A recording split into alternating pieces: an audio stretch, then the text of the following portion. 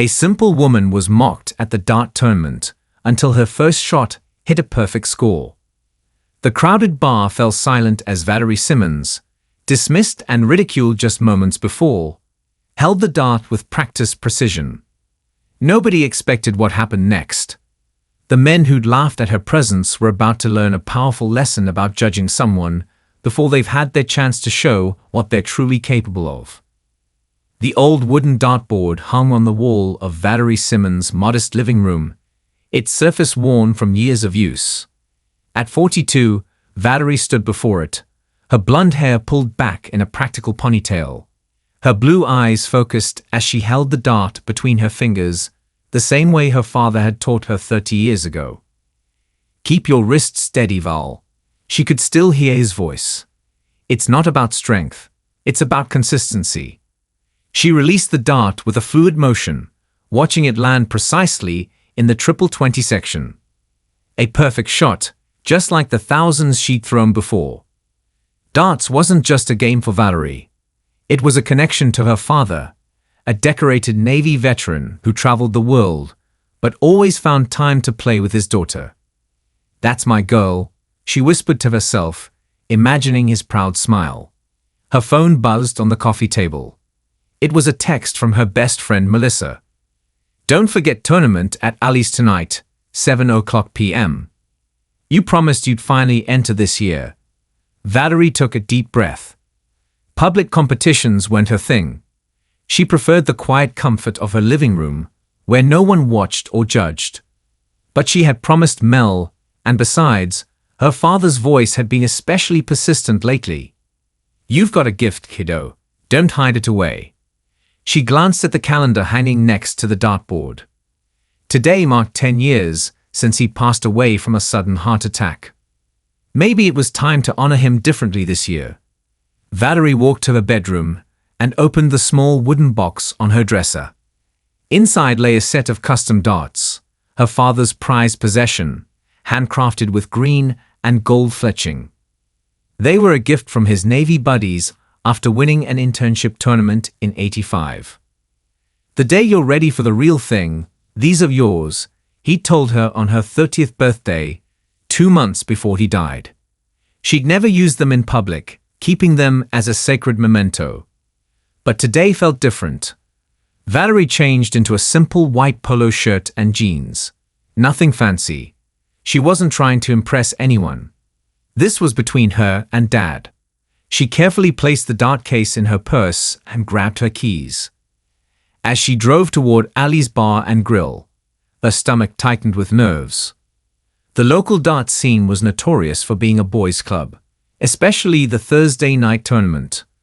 Women occasionally played, but they were rarely taken seriously.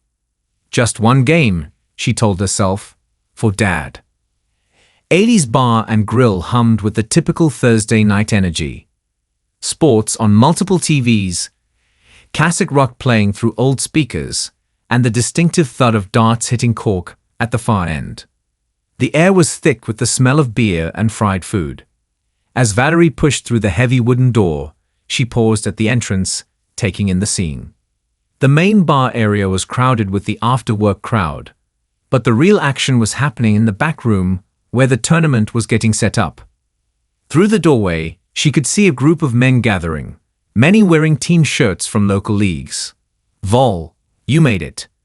Melissa appeared at her side, cocktail in hand, her face lighting up. "I honestly didn't think you'd show."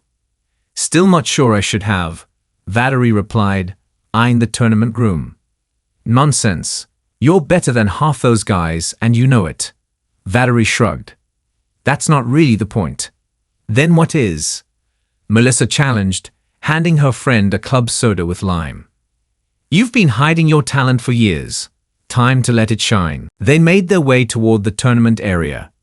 As they approached, conversations paused and several heads turned. Valerie felt the familiar weight of unwelcome attention. "Well, look who's here," a gruff voice called out. Frank Donnelly, the self-proclaimed king of the local dart scene, leaned against the wall, his red polo shirt stretched tight across his beer belly, the embroidered logo of his sponsoring bar prominently displayed. Ladies' night is Tuesday, sweetheart. A few chuckles rippled through the room. Melissa opened her mouth to respond, but Valerie touched her arm. I'm here for the tournament, Frank, she said calmly. Is registration still open? Frank's bushy eyebrows rose. The tournament? This ain't bingo night at the church hall. This is serious competition. More laughter followed. Valerie kept her expression neutral, though her cheeks burned. $20 entry fee, said Tommy, the bartender who was handling registrations. Unlike Frank, he seemed neither impressed nor bothered by her presence. You get 3 qualifying rounds. Top 8 advance to the knockout stage. Valerie pulled out a 20 and handed it over. Tommy added her name to the list, which earned another round of Snickers from Frank's corner. Looks like we'll have some entertainment tonight, boys, Frank announced, raising his beer. Maybe she can teach us about proper dart fashion or something. Valerie ignored him, focusing instead on the tournament bracket Tommy was updating on a whiteboard. 24 participants, nearly all men she recognized from around town. Her name stood out like a sore thumb, the only woman in the competition. Valerie found a quiet spot near the back of the room, settling into a tall bar stool while watching the players warm up. The practiced movements, the concentration, the friendly trash talk. It all felt simultaneously foreign and familiar, like a language she understood but rarely spoke in public. She opened her purse and carefully removed her father's dark case. The worn leather felt warm in her hands, almost as if it carried some residual life force from the man who had treasured it for so many years. Whoa, someone's got fancy equipment, said a voice to her right. A younger man with a neatly trimmed beard nodded toward her case. Those custom. They were my father's, Valerie replied, surprised by the civil interaction. Navy darts, he observed, noting the small anchor engraved on the case. I'm Jake, by the way. First tournament here? Yes, I'm Valerie. Jake seemed about to say more when Frank's booming voice cut through their conversation. All right, ladies and gentlemen. Mostly gentlemen, thankfully. Let's get this show on the road. He clapped his hands, drawing everyone's attention. Qualifying rounds first. 3 games of 501, standard rules. And remember, this ain't a charity event. Winner takes the pot. The tournament director, a thin man named Bill with decades of competitions under his belt, began calling out the pairings for the first qualifiers. Valerie was scheduled in the third group, which gave her time to observe and settle her nerves. She watched as the first pairs took their positions. The skill level varied. Some players were clearly serious competitors with refined techniques, while others seemed to be there more for the social aspect, their darts inconsistent but their spirits high. Frank, unsurprisingly, made a show of his first qualifier, unnecessarily elaborate in his stance and throw.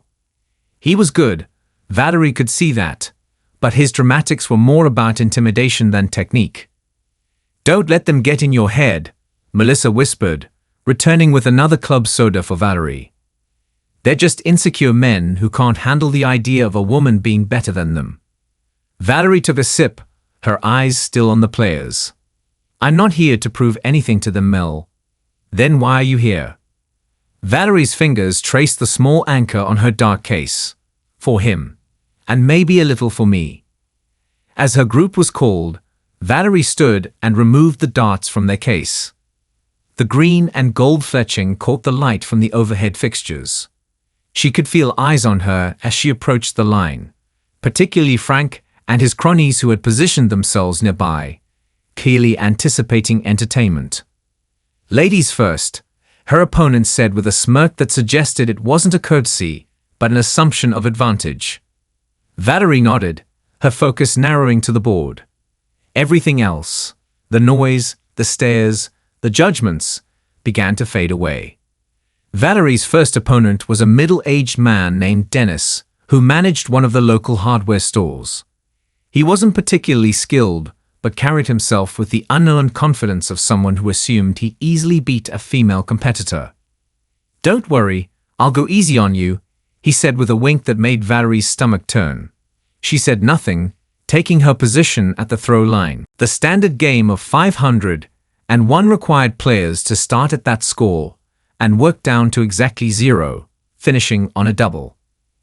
It was a game of strategy as much as skill, knowing which numbers to target and when to set up the final shot.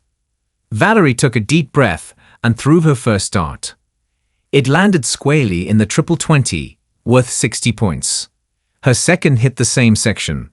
The third found the single 20. Her first turn, 140 points. A murmur rippled through the small crowd that had gathered. Dennis's smirk faded slightly. Beginner's luck, someone muttered. Dennis stepped up, his throws landing in single numbers. A mediocre first round of 43 points. The gap in skill was immediately apparent, but few seemed ready to acknowledge it. Valerie maintained her focus through the game, hitting triple sections with remarkable consistency. When she closed out the game by hitting a double 16 to reach exactly 0, she'd won the first match in just 21 darts. A score good enough for professional play. That was unexpected. Bill, the tournament director, noted as he recorded her score. Frank Donnelly had stopped his own game to watch, his eyes narrowing as Valerie collected her darts from the board. "Nice shooting, Jake," the younger player said as she returned to her seat. "Where'd you learn to play like that?" "My father taught me. We played every Sunday after church." Her next 2 qualifying matches followed a similar pattern. Initial dismissal followed by silence as her true skill became evident, culminating in comfortable victories. By the end of the qualifying rounds, Valerie had posted the second highest overall score, behind only Frank, whose face had grown increasingly sour with each of her successes. The crowd around her matches had grown as word spread through the bar. She could hear the whispers. "Who is she? Never seen her before. Plays like a pro." Bill posted the brackets for the knockout stage. Valerie was seeded second, which meant she wouldn't face Frank until the final, assuming they both made it that far. As she returned from checking the bracket, Melissa hugged her. "You're amazing. Did you see their faces?" Valerie allowed herself a small smile. "It's just getting started, Mel." In the corner, Frank was deep in conversation with his friends, occasionally glancing in Valerie's direction. She recognized the look in his eyes, the wounded pride of a man who suddenly realized his kingdom might be under threat. The knockout stage of the tournament brought a different energy to the room. The casual players had been eliminated, leaving only the serious competitors. The stakes felt higher, the focus sharper. Frank made sure his matches were loud affairs, playing to the crowd and celebrating each good throw with exaggerated gestures. In contrast, Valerie maintained her quiet concentration, letting her skill speak for itself. She dispatched her quarterfinal opponent, a college kid with a good eye but inconsistent technique, with methodical precision. During a brief break before the semifinals, Valerie stepped outside for some fresh air. The evening had grown cooler, a welcome relief from the stuffy bar atmosphere. She took a moment to collect her thoughts, remembering her father's advice before competitions. Breathe, center yourself, and remember, it's just you and the board. Everything else is noise. The door opened behind her, and Frank stepped out, a cigarette dangling from his lips. He lit it, taking a long drag before acknowledging her presence. "So where have you been hiding all this time?" he asked, his tone skeptical. "Someone who plays like you doesn't just appear out of nowhere." "I've never been hiding," Valerie replied evenly. "I just play at home." Frank exhaled a cloud of smoke. "You know what's going to happen, right? You might have impressed some people with your little show, but when it comes down to it, this is my tournament. Always has been." The intimidation tactic was transparent, but Valerie merely shrugged. "May the best player win."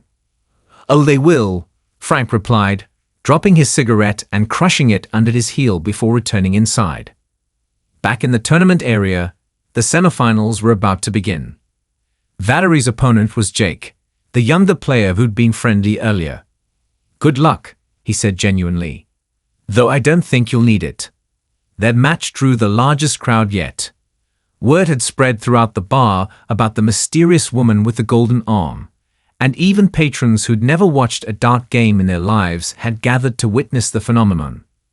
Jake was skilled, one of the best in the room. But Valerie's consistency was unmatched. As she stepped up for what could be her final throw of the match, needing a double 8 to advance to the finals, a hush fell over the spectators. She poised her dart, her father's voice clear in her mind. Take your time. Visualize the target. Let it flow naturally. The dart left her fingers with perfect balance, striking the thin double ring precisely.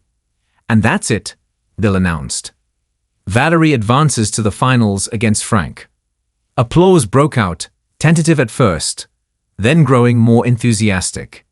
Even some of Frank's usual supporters seemed impressed by what they had witnessed. Frank himself stood silent at the edge of the crowd, his expression unreadable as Valerie shook Jake's hand. Looks like we've got ourselves a proper showdown, Bill said, checking his watch. Finals in 15 minutes, folks. The atmosphere crackled with tension as Valerie and Frank took their positions for the final. Alleys had never been so packed on a Thursday night. Word had spread quickly, drawing curious onlookers from throughout the bar. Some even stood on chairs in the back to get a better view. The format for the final was different. Best of 5 games, 500, and 1 double in, double out. A more challenging variation that required precision from start to finish. A true test of skill and nerve. Ladies first, Frank said, gesturing to the line with mock chivalry. Let's see if you can handle the pressure of the big stage. Valerie stepped up, feeling the weight of every eye in the room. She removed her father's darts from their case one last time, the green and gold fletching brilliant under the spotlights. For the first time that evening, her hand trembled slightly. This was no longer just another game. This was for her father, for herself, for every woman who'd been dismissed and underestimated. Her first dart missed the double ring needed to start scoring, landing in the single section. A few snickers could be heard from Frank's corner. Nerves getting to her, someone commented loudly. Valerie took a deep breath, refocusing. Her second dart hit double 16, officially starting her score. Her third landed in triple 20. Not a perfect opening, but she was on the board. Frank stepped up with swagger, hitting double 20 with his first dart and following with 2 triple 20s. An exceptional start. He turned to the crowd, arms raised, soaking in their cheers. That's how it's done, sweetheart, he said as he returned to the waiting area. Valerie didn't respond, maintaining her composure. The first game continued with both players performing at their peak. Frank won it narrowly, finishing on double 8 while Valerie still needed 36 points. 1 down, 2 to go, Frank announced, high-fiving his friends. The second game started similarly, with Frank taking an early lead. But midway through, Valerie found her rhythm. Her darts began landing exactly where she aimed, triple 20 after triple 20 with mechanical precision. She closed out the game with a brilliant finish. Triple 20, single 5, double 18. Perfect mathematics. We're tied, Bill announced. 1 game apiece. Frank's cocky demeanor had diminished slightly. He stepped up for the third game with more focus and less showboating. The crowd grew quieter as the match intensified. Both players were throwing at an extraordinary level, drawing gasps and appreciative murmurs from even the most experienced players in the room. Valerie won the third game, Frank took the fourth. With the match tied at 2 games each, everything came down to the final game. As Valerie prepared for her turn, she looked down at her father's darts and whispered, "This one's for you, Dad." The final game began with Frank winning the bull-off for first throw. He started confidently with a score of 120, giving Valerie a challenging psychological target to match. She stepped up to the line, the bar now completely silent. This was the moment. Everything that had happened throughout the evening had led to this. The mockery, the doubt, the growing respect, all culminating in this final game. Valerie stood at the throw line, her posture perfect, just as her father had taught her. She raised her first dart, aiming for the triple 20 segment. "She'll choke," Frank muttered to his friends, just loud enough for Valerie to hear. She released the dart. It flew in a perfect arc, landing precisely in the triple 20 section. Without hesitation, she threw her second dart, another triple 20. Then her third, a third consecutive triple 20. A perfect score. 180 points. The highest possible in a single round of darts. The bar erupted in astonishment. Even the most skeptical observers couldn't deny the breathtaking skill they had just witnessed. Under the most intense pressure, Valerie had thrown a perfect round. "Did you see that?" Bill exclaimed, his professional composure momentarily abandoned. 3 triple 20s, a 180 to start the deciding game. Frank's face had drained of color. He stepped up for his turn, but his rhythm was broken. His darts landed in the single sections, a mediocre score of 43. As the game progressed, Valerie maintained her focus, consistently outscoring Frank. The gap widened with each round. When she stepped up for what could be her final throw, she needed double 16 to win. Time seemed to slow down. Valerie blocked out everything. The crowd, Frank's glare, even Melissa's encouraging smile. It was just her, the dart, and the board. Just like those countless evenings playing with her father. The dart left her fingers with perfect form, striking the double 16 dead center. For a moment, no one moved or spoke. Then the bar exploded in applause and cheers. Patrons who had been sneering at her presence hours earlier were now on their feet, witnessing something they'd talk about for years to come. "Ladies and gentlemen," Bill announced over the noise, "we have our champion, Valerie Simmons." As the crowd continued cheering, Valerie felt a strange mixture of emotions. Pride, vindication, but most of all, a deep sense of connection to her father. She could almost feel his hand on her shoulder, heard his voice saying, "That's my girl." Frank approached, his earlier bravado gone. He extended his hand. "Impressive playing," he managed, the words clearly difficult for him. "Where'd you really learn to throw like that?" Valerie shook his hand firmly. "I told you, my father taught me. Sometimes the simple truth is the hardest to believe." Tommy approached with the tournament prize, $500 in cash, and a small trophy that had Frank's name engraved on it for the past 3 years. "Might need to get a new nameplate for this," he joked, handing it to Valerie. As she accepted the trophy, a gentleman in his 70s made his way through the crowd. He wore a Navy veteran's cap and walked with the assistance of a cane. His weathered face broke into a broad smile as he reached Valerie. "Commander Wilson," Valerie said, recognizing her father's old Navy buddy. "Couldn't miss it when I heard Frank might finally get dethroned," he said, his voice gruff but warm. "Your dad would have been proud, Val. Hell, he is proud, wherever he is." Tears welled in Valerie's eyes for the first time that evening. "You think so? I know so. Those darts," he nodded at the case in her hand. "They always were magic in the right hands." The atmosphere in alleys had transformed. Where there had been dismissal and mockery hours earlier, there was now respect and curiosity. Several patrons approached Valerie to congratulate her, including some who had laughed at her initial appearance. Jake, the younger player she defeated in the semifinals, pushed through with a beer for her. "That was the most incredible darts I've ever seen," he said earnestly. "Any chance you'd be interested in joining our league? We could use someone with your skill."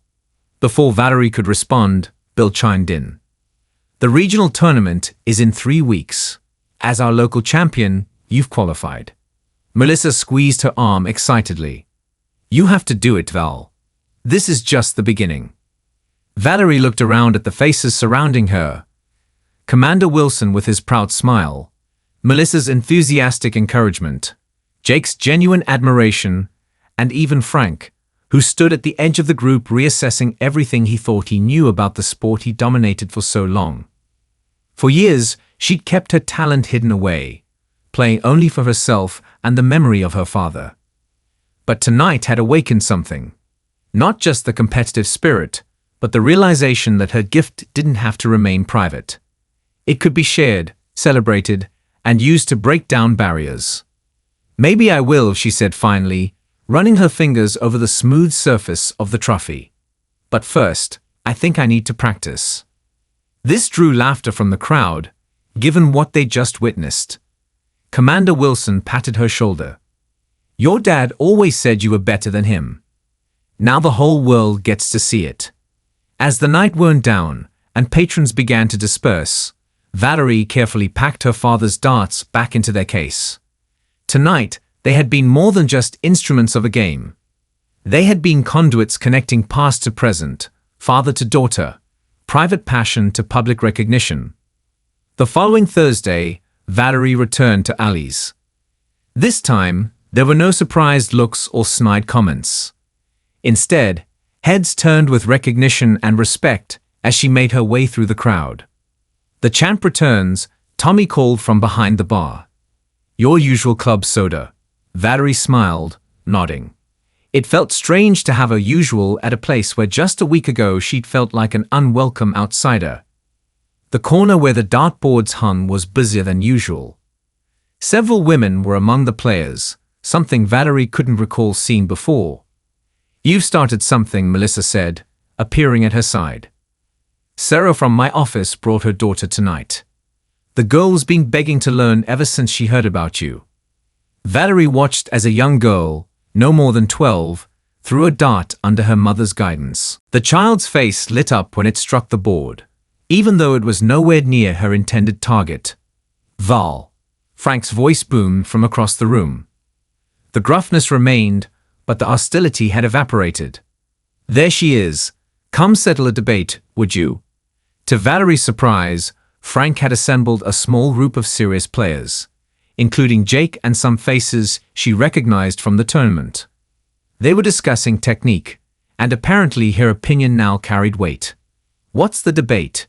she asked, approaching. "Jake here says your follow-through is what makes your accuracy so consistent. I think it's your stance. Who's right?" Valerie couldn't help but smile at the irony. The same man who dismissed her presence was now treating her as an authority. "Both mattered," she said. "But it's really about finding what works for your natural throwing motion. My dad always said forcing a technique that feels unnatural is a recipe for inconsistency." Frank nodded thoughtfully. "Smart man, your dad." "The smartest," Valerie agreed. Over the next hour, Valerie found herself doing something she'd never imagined: coaching others on dart technique. Veterans like Frank asked pointed questions about specific aspects of her game, while newcomers sought basic guidance. She answered each question with patience and clarity, channeling her father's teaching style. When the gathering finally broke up, Commander Wilson appeared at her side, watching as a group of players practiced with renewed purpose. "You've changed things around here," he observed. "I just played darts," Valerie replied modestly. Commander Wilson chuckled. "Your father said the same thing after he integrated that officers' club in Yokosuka back in '82. I just played darts," he told me. "But we both know it's never just about the game." Valerie nodded, understanding the deeper truth in his words. Sometimes the simplest actions, showing up, doing what you love, being authentically yourself, can break down barriers in ways that grand gestures never could. As she prepared to leave, Tommy handed her a flyer. "Regional tournament information," he explained. "We're all planning to be there. Ali's is proud to sponsor our champion." Valerie took the flyer, a new sense of purpose filling her heart. What had begun as a private tribute to her father had become something more. A beginning rather than an ending. A door opening to possibilities she'd never allowed herself to imagine. If you enjoyed this story, don't forget to hit the subscribe button and become a part of our Everyday Life Stories community, where we celebrate quiet strength, real struggles, and unexpected victories. Where are you watching from? Drop a comment below. We love hearing from our amazing viewers around the world.